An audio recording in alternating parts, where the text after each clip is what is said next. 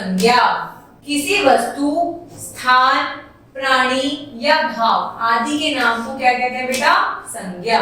चाहे वो कोई भी वस्तु हो, वो कोई भी स्थान हो, या कोई भी प्राणी हो, प्राणी का नाम हो, या कोई भी फीलिंग हो मतलब भाव हो, उसे हम क्या कहते हैं बेटा? संज्ञा कहते हैं। हमारे गांव में प्रतिवर्ष एक मेला लगता है। गौतम, समीरा मेले में गए हुए हैं। एक बच्चा बता रहा है कि हमारे गांव में एक बहुत बड़ा मेला लगता है प्रतिवर्ष और गौतम और समीरा उस मेले में गए हुए हैं। गौतम झूले पर झूल रहा है। समीरा खिलौनों को देखकर प्रसन्न हो रही है। गौतम क्या कर रहा है? झूला झूल रहा है और समीरा इन सब खिलौनों को देखकर क्या हो रही है? बहुत खुश हो रही है, प्रसन्न हो रही है।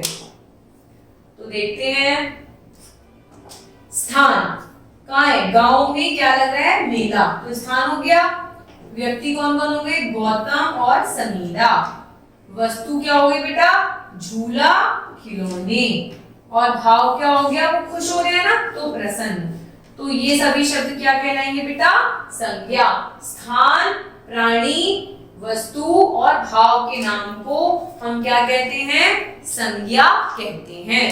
आइए कुछ अन्य व्यक्तियों, स्थानों, प्राणियों, वस्तुओं, भावों के बारे में जानें। अब आप कहेंगे कि मैम आप मुझे थोड़ा सा एग्जाम्पल भी दीजिए कि किन किन व्यक्तियों को हम संज्ञा कह सकते हैं, किन किन प्राणियों को हम संज्ञा कह सकते हैं, किस किस स्थान के नाम को हम संज्ञा कह सकते हैं।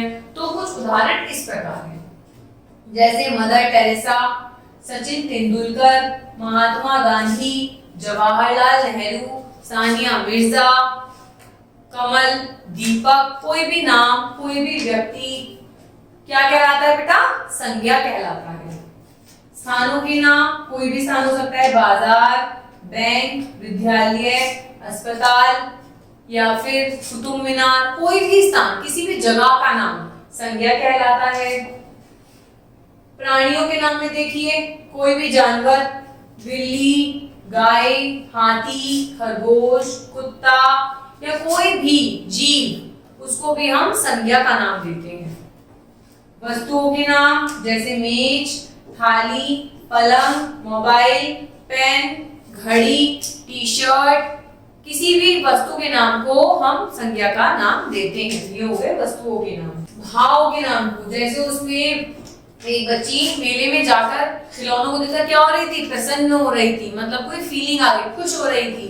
तो वैसे ही मित्रता, शत्रुता, प्रसन्नता, दुख होना, क्रोध आना, हंसमुख होना, खुश होना, ये सब क्या है बेटा? हमारी फीलिंग्स हैं, भाव है हमारे। तो इन्हें भी हम संज्ञा का नाम देते हैं। तो इसीलिए कहते हैं किसी भी व्यक्ति, स्थान, वस्तु, भाव आदि के शब्द को हम संज्ञा कहते हैं। धन्यवाद।